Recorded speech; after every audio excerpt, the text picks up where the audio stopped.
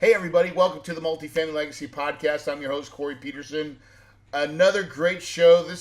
I'm actually going to bring one of my students onto the show, and I think you're going to really get excited and see his success and really want to start learning and listening to this podcast more and more each and every day because the things that I teach in this podcast is exactly what I teach in real life. There's no difference. It is very transferable. I don't leave many things that are left unsaid in this podcast. It's pretty much all here. But before we do that, I want to just take a minute and I want to give out some love to all my friends that and all the listeners that take the time. And I know this is a process, right? That you actually go onto iTunes and leave a review. And so I'm just so thankful that you guys are out there leaving reviews. First of all, I want to say the first review is from Good. And it says, thanks for being authentic. That's all it says. Thanks for being authentic. And honestly, I appreciate that. I think that's honestly is what's needed more in this business than anything else. There's lots of people that are great speakers, but they're just not authentic. And dude, authenticity is losing it out. The other thing is from Share 61584. I really appreciate all of the real life, detailed, and practical info that Corey shares on his podcast. So again, thanks a lot. Hey, if you haven't done so, take the time, go to iTunes and give us a rating and let us know what you think. Good, bad, ugly, it doesn't matter. But truly give us your honest feedback. It does mean a lot. So guys, with that said, I want to introduce my next guest, Ed Lemus. Now, Ed Lemus is still working in an IT job. He's from San Antonio. He's started a journey in real estate, and somehow he got attracted to our content and multifamily, and he has done some amazing things. So with that said, Ed Lemus, welcome to the show, brother. Hey, thanks, Corey, man. Glad to be here. Humbled to be here. I appreciate it. Awesome. You know, Ed, you kind of have a neat story, and I don't want to get into it. I'd rather have you explain it, but just kind of give all my listeners some background of who you are and where you're at and what the future looks like. Yeah, absolutely. Again, I appreciate the opportunity to share, and hopefully we'll share some nuggets here that folks can take and implement. So I've been on this real estate journey a long time, so I'm a lot older than I look. But I actually started back in the mid-'90s, back when Carlton Sheets was, on the airwaves selling his no money down program and what have you. So I always have had this interest and pull toward real estate. So I jumped right in. I started doing fix and flip back when it was really easy, right? In the early 90s, it was easy to get financing. You could make a lot of mistakes and still not really get burned. So I did that. I learned the process along the way and always had this drive for it. About that time, I had just finished getting my undergrad degree, so I went in and did what everybody tells you to do, right? Go get a degree, go get a good job, get a nice 401k, so you can sit back and relax down the path. So I went down that road and really started building my corporate career. And then again, always having real estate kind of in the back of my mind. So doing kind of that side hustle, it was always my side hustle. Anyway, fast forward to a few years ago, I got into wholesaling a little bit. So a little bit of your path. Started doing the wholesaling thing. And again, since I have a corporate job. You're in San Antonio, right? I'm in San Antonio, yeah. Yeah, okay. So San Antonio is one of our markets that we were wholesaling in. Oh, right. That's right. Yeah, I think your brother's out here or near San Antonio, right? Yep, he's in New Brunswick. There you go. Yeah, so I started trying to figure out the whole wholesaling business. And again, full-time job. So I've always been a marketing kind of systems guy. So I was trying to figure out how do I do it without actually doing it myself. So I've always been about leverage, right? So I hired a virtual assistant. I put a system in place. And then I just started creating a marketing engine and started feeding wholesaling leads to local investors. Anyway, fast forward, I thought, well, you know what? I'm not gonna get financially free that way, right? It's today money, it's transactional. How do I parlay that into some passive cash flow? So my first idea was, hey, well, what I'll do is I'll get right of first refusal on single family homes, right? So every agreement that I signed with a JV wholesaler, I said, hey, I want first dibs. If it's a property that I like, I'll take it down. I'll pay you a flat fee, and then I'll go in and do fix and flip and rent it. Right. So I went down that path. It's probably been about 18 months since I started that. Well, I quickly came to the realization that I couldn't do that fast enough.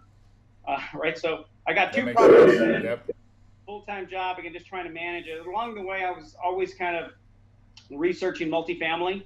And actually, I found your podcast. So I don't know, I stalked you for a little while on your podcast and just started to, immerse myself in the whole multifamily space and learn a little bit more about it. And then was really intrigued about the whole legacy wealth, right, which is what you preach. And then fast forward, I ended up going to one of your boardrooms late last year, and that's kind of how I got here. Yeah, so let's talk about what you've done, because I think that's really, and I mean, like, so I always love it when you have someone that comes on the scene. We've talked whatever, and when you came to the boardroom, I could tell that your intent was like, I'm gonna do this, right? I'm ready. I'm in the right spot. I know enough about real estate, and I know that cash flow is the way to get there. And so we, in that boot camp, we really on the boardroom. There's three things that we focus on: raising capital, finding deals, and operations. And you really focus on the thing that's probably the easiest in your sphere, is just to go find capital. And finding capital is not the easiest thing to do for most people. But let me hear your story on what you did and how because you just raised, I want to say you've raised over $500,000 in private capital, Ed. Yeah, I know you have. So. Yeah. So that's, for most people, that is a big deal. Listen, for anybody, I'm just telling you right now, I'm giving you major props, because that is a big freaking deal. Awesome, and I appreciate it. So let's talk about the journey, because I really want to get into how it felt to get that first piece, because I remember us calling and talking on it. Yeah, absolutely. Yeah, so when I walked out of the boardroom again, and just props to your boardroom, you basically, you let us look behind the curtain, and you show us, all the parts and pieces. So I start, to your point, I said, well, what can I do right out of the gate? So initially, I actually did say, hey, well, let me go look for deals. Right, let me go work on broker relations. I've got, good rapport building skills. I'll go do that. But then again, it got to a point where, again, right, we kiss a lot of frogs to find those that needle in the haystack of a deal that we want to go take down. And I came to the realization it was taking a lot of time for me to do that. Yeah. And it's intense work. So the next thing was, well, geez, raising private money. I know a few people. I've been around a little bit. I'm in corporate America. So again, I took your advice on it. I never ask anybody for money. All I've done is I started looking at kind of my little spheres of influence and the different networks that I have, right? Whether it's church, my current corporate, peeps, which I'm a little bit careful with just because I'm still employed. Yep. But we sold off part of our company. And in doing so, a lot of folks went with that sale where I didn't. And they also took a 401k that they had to convert. So guess who became a target list for me? I knew they were going to have to go do something with it. So that was one. And then just, alumni from college days and what have you. And I just built out I used Podio for my CRM. And I just built out a database and said, hey, let me just start plugging names in. And then I just said, hey, 3 people a week, I'm going to talk to them about this opportunity. And then just depending on who it was, I would just reach out and say, hey, I'm working on a couple of new things. And most people know I'm in real estate. I said, I'm working on a few new things. I really would love to get your feedback. And that's how I open the conversation. And then I just sit down and share it with them. That is amazing, by the way. So to ask people for feedback, right? That we talk about that in our boardroom, but there is an absolute process. And I've said it many times in this podcast, but you just said it as well. And I want to make sure everybody hears that, because it means something. Rule number 1 is never ask people for money. Only ask them who do they know. In other words, ask them to look at your information. We're not talking about having to make decisions on whether or not it's yes or no. It's really, sometimes it's better to ask. I want you to look at this because I think you could refer me somebody, or just I want you to see what I'm doing. What's your thoughts or opinions on it? There's no like pressure to say yes. Am I right? That's exactly right. I mean, it's one of, again, I sit across the table from them, right? I have that nice little credibility kit that's got my beautiful logo on it, which, again, once you show them that, they're already, oh, okay, well, we're talking, I mean, this is some serious stuff, right? So kudos to you for putting that together and allowing us to leverage that, right? Yeah. Now, most people don't even know, they won't understand what that is, but Yeah. we create a marketing piece. We call it a marketing packet. And people that come to our boardroom, it's co-branded, meaning it's Ed's logo, it's Ed's company, it's everything about Ed, right? And it's very well done. What you think, Ed? Well done. Oh man, that's awesome. High end, right? Oh, High yeah. end, high quality. Print production is amazing. It's like if you were to get anything from a any financial company on a fund or a mutual fund or something like that, it's going to be that type of quality. But because in people that come to the boardroom, we partner with them, and so I will co-brand marketing with them, and that's where I get to put my name and my picture underneath Ed's. Right, it's always underneath, but because I'm in his marketing packet with them, we get to use all my assets, right, of properties and stuff like that. Was that helpful for you, Ed? Dude, that's huge. It's everything, right? Because ultimately, even making the swing, even though I have what I'd say street cred from a single family perspective, multifamily is a whole different ballgame, right? As you know. So putting that in front of folks, they know me from the single family world. They know I fix and flip. They knew that piece. Yep. But for me, just to come out, hey, I'm doing multifamily now, right? I mean, it's everything. Just to put that in front of them and say, I'm partnered with Corey out of Arizona. Here's what we're doing. Here's our approach. And again, it's all about, what do you think? You think this would resonate with people? I always come from that perspective, like, yes, help me out here, right? Can you help me out? Is there anybody, and then that's how I close, right? Is there anybody that you know that might be interested in, buying some real estate and getting a solid return, right? Potential depreciation. And that's kind of how I leave it. And most they'll say, hey, well, you know what? How about me? Right? They'll put themselves in the equation. It's beautiful. I love it. it happens. I always say the right people will come into your deals, and the wrong ones will repel themselves, or they're just not ready yet. Right? Sometimes they're like, well, I don't know. You're still a suspect at that point. But hey, first of all, when you raise, so let's get up to the point where we actually, so you're sharing that packet, right? And then our next step, the next step. So what was the next step that you did? So you sharing that, they said, well, I think I'm interested, Ed. What did you do next? Yeah, absolutely. So, and again, I start again like you teach and preach, right? I start with my circle, my first circle of influence, which is family and friends, right? Family, friends, relatives. So the first person I approached was my father-in-law, who was, he's already pretty savvy in the real estate world, so, but very conservative. So the fact that I was able to secure him as my very first private money investor is huge for me, right? Because he was very, very, like I said, he is very conservative. But yeah, once I do that, like you told me, hey, you tee him up and I'll close him, right? So once I get the initial interest and a good level of motivation, right? At that point, I also share a little bit about the particular property. So in both cases, or in every case, I've had a property to pitch along with the overall strategy. Yep. So I share a little bit about the opportunity. I say, hey, you know what? I want to make sure we have all your questions answered. I know this is new for you. It's a big investment. I'd love to get on a webinar with my partner, Corey, and talk about more details and then answer any questions you may have. And that's how I would tee them up, and then I'd schedule a call. And then he would schedule a Zoom call. Now, I love Zoom because it's actually how we're recording this podcast right now. We rip the audio, we put it on our podcast, and then we take the video and we put it on YouTube.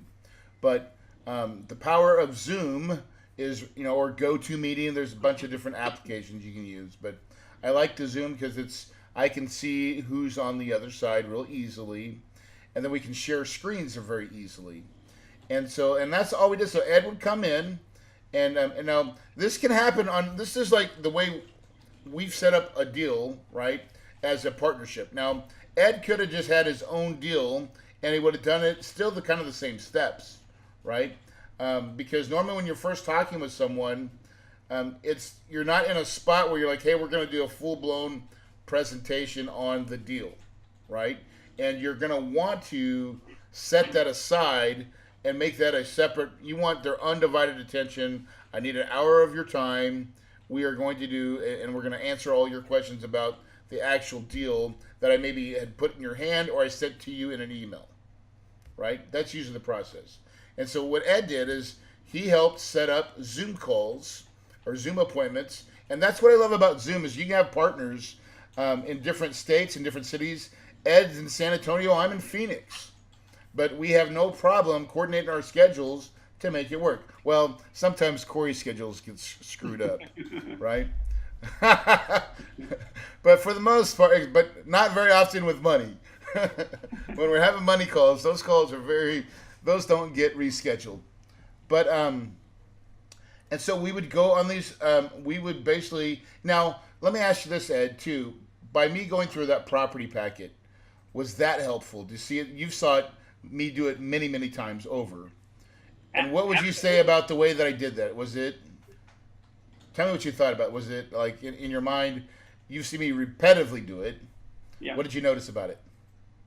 I mean, it's spot on, right? I think. I mean, it's obviously a process, and you do it so. I mean, you've obviously done it a few hundred, if not thousands of times. So it's very. There's a pattern to it and a process to it. Yes. So much that now I can do it. Yes. And I do it, right? Yes. Exactly. But it's then the again, same. right? Yeah. I start it the same way. I go through each page the same way, pretty much, right? I have the same pitch every time I do it. Now, repetition is key to success, right? And this is why you have been successful. You took the bull by the horns in that you, like, I'm going to go do this and I'm going to go speak it and I'm going to ask people, I'm going to do the setting, call it the setting, right? I'm going to use all my influence of the people I know and I'm going to start in my warm market, right? And whether or not they have money or not doesn't matter. We're just going to share it because they may know somebody that does. And you did just that. And by doing that, you got some people say, well, yeah, tell me more, right? Well, yep. In the beginning and sometimes, and especially in apartments, I always say sometimes the easiest way to get in deals is to partner with someone that really is, right? Now, you've got to understand that partner, know, like, and trust them because there's still lots of idiots and lots of weasels out there, right? But when you can get behind someone that's already been there, that's sometimes the easiest way to learn, right? And so here, Ed is coming in, and now we're going through our marketing packet, or not marketing packet, our property packet. Now this is where we're actually selling the deal, and did it the same way every time, right? Yep. Now to the point, and this is where we're not got there, but we're going to, is where you just do it on your own, Ed. Mm-hmm. Right? That's when, and the next deal that we, because we're going to do another deal together. This is the great thing about the way we've set this up. Is at least in my boardroom, right? People come to the boardroom. Ed's going to get an opportunity to be in every deal that I have, and he's going to keep raising capital, and he's segueing ownership, B share ownerships into for himself. I mean, he's teeing himself up for legacy money, dude. And it's not affecting his job, right? It's something that's fairly easy, and it will only snowball. I think it's already snowballing, right? Yeah. And, yeah. you know, and then sometimes you raise money in seasons, right? You get really focused, where that's all you talk about. Then, but people are going to be asking now that you're going to get financials, Ed, because we're just now starting to get monthly reports. I think you've already didn't you already get our last Yep. one? You got our first one. Yep. Yep. And now, how did that feel? Like, oh, awesome. Yeah, that's a closer right there, man. And all the people that you invested into our deal, what do they get? Yeah, they get a peek. Yeah. Did anybody call? Did anybody call you? Yeah, actually, two of my investors. This is impressive, you know. And again, I think it's one of those until they see that, I mean, I can tell them all day long, hey, here's how it's going to work. Here's what you can expect. But until they actually see it, they're not really believers. So yeah, they were super. And then we also have follow up of what's going on with their capex. They're starting to see we're pretty, and that's part of me being an operator, that I know how to communicate. But a lot of times it's setting people up, setting expectations, right? So in our whole, we go through the whole marketing packet. You had quite a few that said yes at the end. They're like, I'm pretty interested, right? Some of them said, yep, I'm in. And then we had them fill out paperwork. They wired money, and they're in our deal. And then we set up a communication process style, and here's what to expect. And now we're delivering on exactly what we said. Right. And when that happens, exactly how you said it was going to happen, and then people just are like, oh, wow, this is just like you said. Yeah. And that gives them extreme confidence. And the truth is, they probably have more money. Yeah, absolutely. Yeah. Right? Yeah. And by the way, at that point, they're comfortable sharing it with other people, right? Before, they might be, hold it a little bit close, but I can always go back and say, hey, and I will follow up, and I have, right? And just saying, how's it going so far? What did you think of the financial dashboard we sent out? Do you have any questions? Well, what's getting ready to happen up in 4 days, right? Yeah. It's payday. Yep. Right. So I'm actually working with my management company right now just to make sure that we have everybody set up on ACH. If they've not done it, we're trying to make sure everybody gets that stuff done, because in about 4 days we have payments going to certain properties, right? So there's one property that I think the only one that's not getting a payment is Hawkeye, because we just closed Hawkeye on the 21st. So, right. But every other deal is going to get our investors are going to get a payment. Yep. Well, that's important, right? And so they're waiting to see if that happens. Exactly. Right? Yeah. And once it drops, quick phone call. Hey, want to make sure you got your payment. Oh, by the way, do you know anyone? Right? Yes. Yeah. Sure. What is that? Just say it completely. Do you know anyone that might want to take advantage of the opportunity like you did, right? Yeah, exactly. Yeah. And that's that referral. Asking the best time to ask for a referral is on payday, right? Or that payday week, whether it's still fresh in their head, they got their money, everything happened like we said it would. Mm-hmm. That's a really good feeling, and it's the consistency in those returns that most people are truly looking and searching for. And when that happens, it's magical, right? It really is, right? And so this is only the beginning of a journey, right? And absolutely. What do you think the difference is between what you were doing in single family versus what you've been doing now? Because, well, as far as just the hustle, I guess it's just a different type of motion, right? For me, it really is a service, right? I really do approach it as, because most of the folks that every one of the people that I've brought on have been in a tough spot. Hey, my money's sitting in an IRA 3-4%. I mean, and I said, barely keeping up with inflation. If I could find another vehicle, right, and then here I come, right, with my cape and everything, right, to solve the problem for them. So it's really become one where it makes me feel great, right? It's more of a service that I'm providing. The other one was it was a hustle and a grind, and ultimately, and I still have my single family rentals. Yep. It's just a whole different motion for me.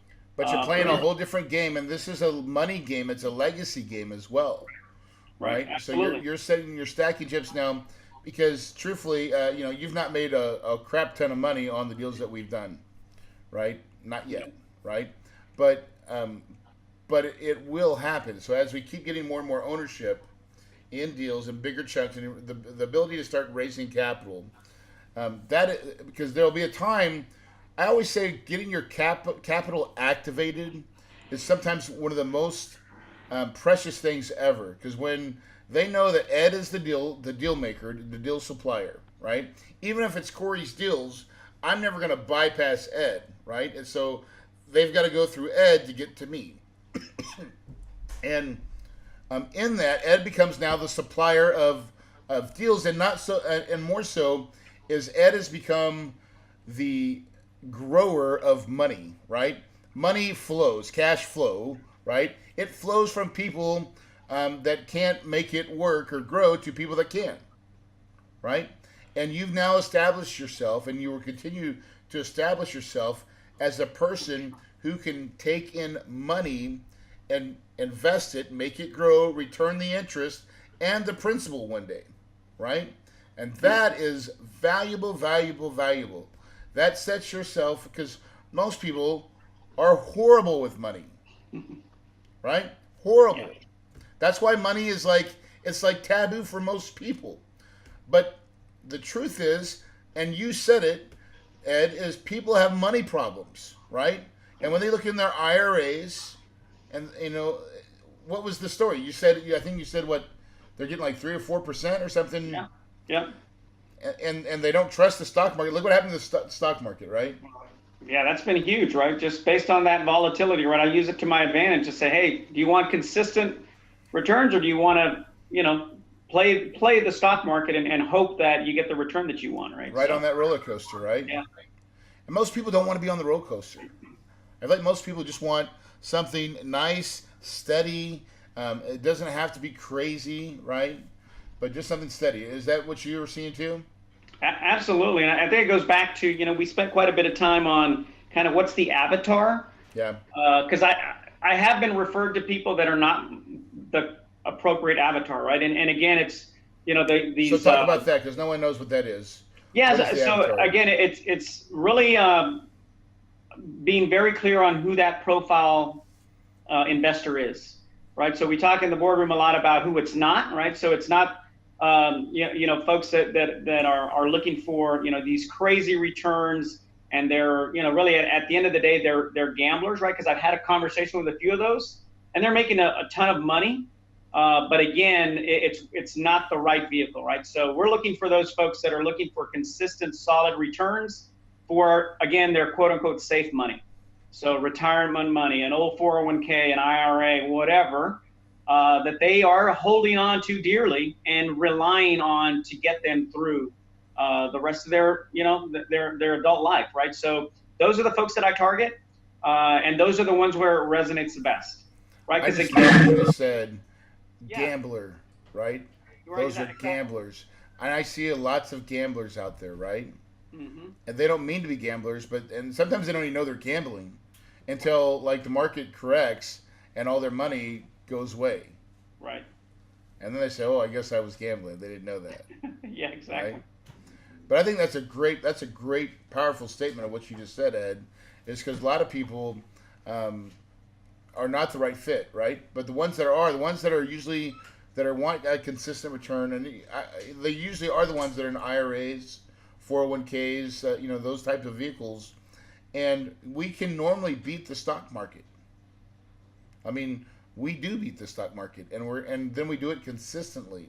And I think most people just want a consistent paycheck. If they can get a paycheck every quarter, like we pay every quarter, so quarterly checks, you're like, yes, I like quarterly checks. And then you say, and then we have a sell event down the road where we're going to sell a property, we're going to get another big check. People understand that, right? They're like, okay, that's good. And as long as we're backing it with the financials, which is the glue, Yeah. right? I think that's the glue. A good operator will give their investors lots of detailed financial information on like closing the books for the following month. You have to. You just have to. We owe everything that we do to the capital, by the way, right? And with that said, Ed, like, let's talk about where does Ed go from here? Like, you're starting to raise capital. I see it's working, right? And what do you see your future as? Like, tell me what your vision is. I've never asked you this, so I just want to know. Yeah, I will tell you that, again, I'm all about, being as small a part of a deal as it is, right? But again, to your point, it's just snowballing it. So it's just, doing more, focusing more on my capital raising activities. And again, I actually had a meeting with a couple of realtors yesterday, actually off subject. It was on my other thing. And I thought, oh, by the way, I always do the, oh, by the way. Oh, by the way, I'm doing this multifamily thing, right? So let me know. And then they go, oh, you know what? Our broker might be interested. He's looking at getting in apartments, but doesn't have the time to go get into apartments. Yep. And then comes, would you be willing to speak to a small group? Hallelujah. Absolutely, I would. Right. So I think it's just sharing the message. So again, I'm just intent on continuing to share it. I kind of have $1 million, which I think is probably low for 2019 as far as a raise. But I'm going to, set that as kind of step one and then grow up from there. But ultimately, I love $1 million, Ed. I think that's a great. Listen, Ed, when I want to go back to raising that first piece of money, we didn't talk about the feeling. Tell me how it felt like when you had your investors say yes, and then they wired the money. Dude, that was, you know what? As far as a confidence builder, there's nothing better than that, right? Because again, it's one of those. Holy crap! I just $100,000. I just did that. It was $100,000, Ed.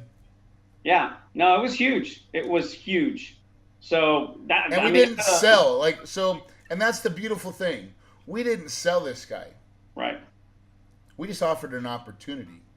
Exactly. And because Ed did it the correct way and followed the correct steps, man, they willingly sent the money. Understanding all the risk, right? Understanding the process, eyes wide open, right? There's no con job, right? Ed doesn't have a lot of history in the multifamily, but Ed's smart enough to partner with someone that does, right? And we crafted the right story to tell, and it works. It works every day, twice on Sundays. And, Absolutely. And all he did was the work. Most people are not willing to do the work, Ed. I hate it. Yeah. I wish I could make everybody successful, but most people are not willing to do the work. Yeah. Well, and I'll tell you, for the 5 people that said yes, guess how many people I talked to? Right. So you don't see the other side, right? So it's definitely a lot of work. And again, it's rejection, but I keep them on my database, right? And I always follow up with, I know. Send your last marketing power, that dashboard, to everybody that said no. Absolutely. Yeah, they're on. I've got them on a drip. Yeah. Oh yeah. Attaboy. Yeah. So it's one of those. By the way, with your permission, I'd love to keep you on my distribution list just to kind of let you know what's going on, keep you up to date. Again, in case you run into anybody. Because no doesn't mean no forever. It just meant no at that little bit of time. And sometimes people are just not. They have capital tied up and it's not ready yet. Right. So like if you had a CD, you're not going to get out of your CD early. You're going to wait till your CD matures. Right. Right? And or there's things like that all the time. Right? Or until the pain just gets bad enough where the market wipes them out and they're absolutely dead tired of getting wiped out again. Right? Exactly. Yep. And so, the timing's got to be right for them for sure. But the consistency, because capital, like you do have to kiss a lot of frogs on capital, right? You keep telling your story, the right people will say yes. But it does become, because it starts off as a little snowball, or maybe just a piece of snow, right? Yep. But it gets easier, right? Now, Ed, you've not seen this happen yet. I mean, but still, for you to do $500,000 on your first coming out roll, I'm gonna tell you that's not just good, that's great. Awesome. I mean, that's great, and that's not easy. I know guys that are well seasoned, well above your years, brother, and I mean very much, and full time guys, and can't even do that, right? And you schooled them.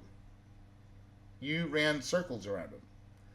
That means a lot, man. I don't know. It makes me smile, right? Awesome. It makes me smile to hear you say it. And and when I think about Ed, I was like, well, what did Ed do differently than the other people, right? And there's something to be said.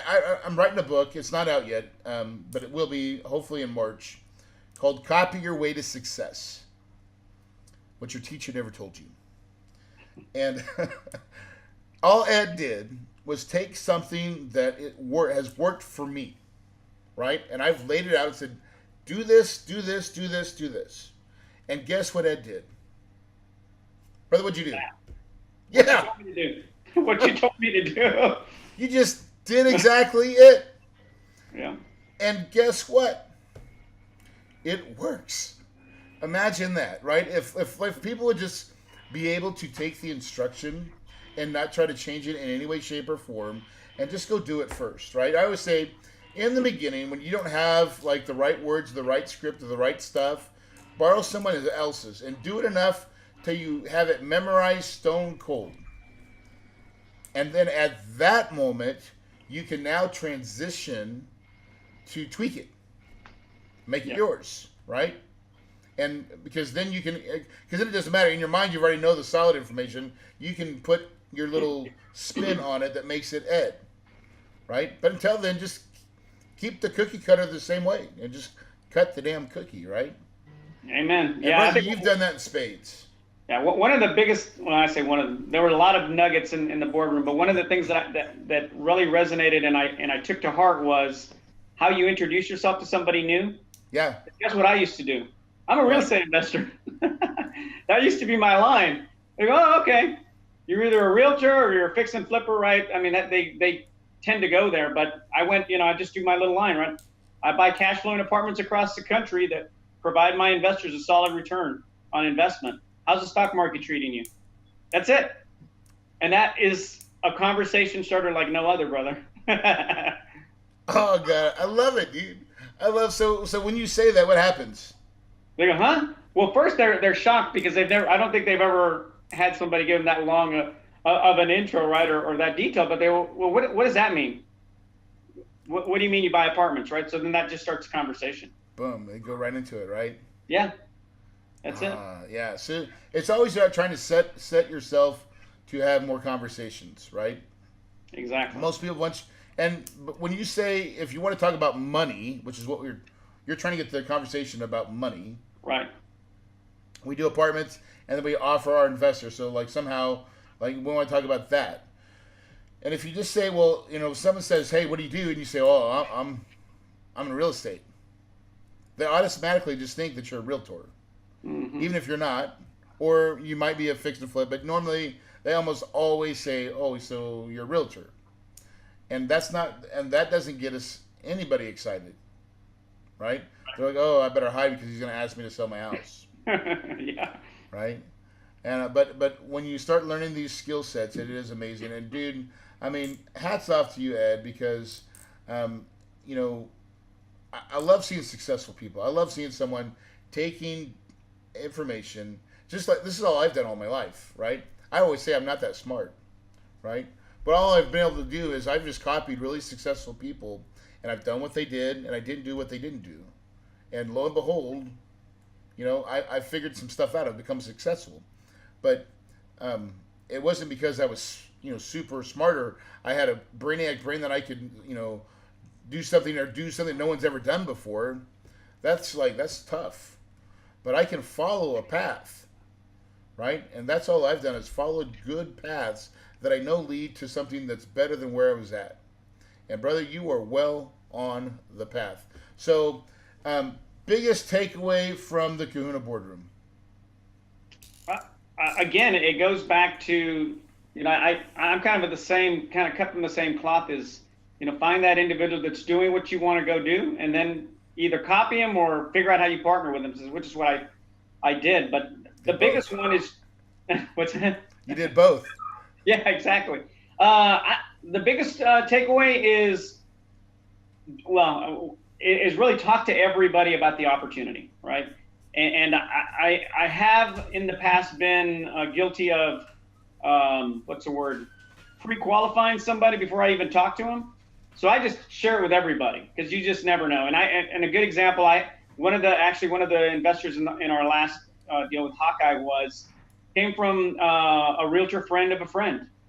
But it was like 3 people deep. And this lady didn't know me from Adam. She's in New York. I've never met her. She goes, hey, my good friend, Danielle's friend told me about this thing, and I really want to learn more about it, right? So again, I shared it just as an act of sharing what I was working on. I really didn't have any. I didn't think she had any money or what have you, but it was just sharing the opportunity. And then lo and behold, right, we got 100K investment out of it. So never prejudge. You never know. The one thing about money is when people walk around, they don't have any signs that say, I've got $500 million liquid that I need to invest. No one has that sign. But yet there's people like that walking around every day in normal plain clothes, right? Yep. And you do not know who they are. And so you can't prejudge, dude. What a great comment, not prejudge, and to talk to everybody. Yeah, amen. Right? Any last big thoughts or big ideas that you want to share with, what would you tell someone new that's looking to get into apartments, and from your experience you've had so far, what would you like to share? I will tell you that back to what my earlier comment. I mean, if it's something that you want to get into, you need to find somebody that's doing it, and again, somebody credible. To your point, there are a lot of folks out there that are not very trustworthy, and to your point, not anybody you would want to partner with. So I would say is find somebody that you trust, know, and has done deals. Because again, that's the credibility you're going to use to build your own credibility. And that's all I've done, in partnering with you, Corey, is, hey, my partner, right? And I get to call you my partner. These are the things we've worked on. These are the deals that we've done.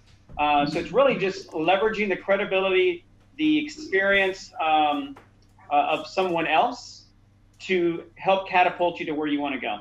I mean, that's pretty much it in a nutshell for me. Oh, man. Ed, hey, listen, if people want to get a hold of you, find out where you're at, where do they go? They can reach me by email at ed@eklinvestmentgroup.com. So ed@eklinvestmentgroup.com. Oh, and I'm so happy to help. What's the top book that you've read this year? What's that? Top book you've read this year? I'm actually reading The Slight Edge, which is a new book that I'm halfway through. But it really talks about, it's not so much the big things that we do, but it's all the little consistent things you do on a daily basis.